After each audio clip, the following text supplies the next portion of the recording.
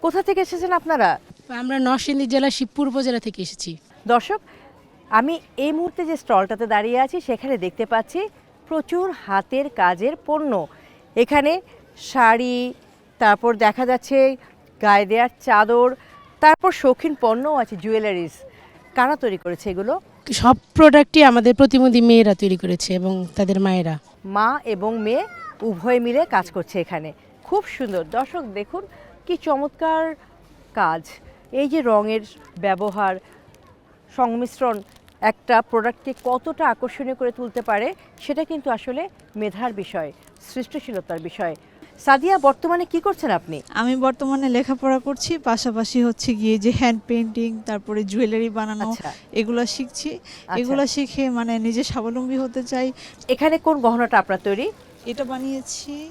আচ্ছা, তারপরে- শিউলি ফুল, তাই না? জি। আচ্ছা, সমাজের কাছে কি প্রত্যাশা? সমাজ যেন আমাদেরকে ভালো চোখে দেখে, আমাদেরকে একটু সাহায্য করে, এই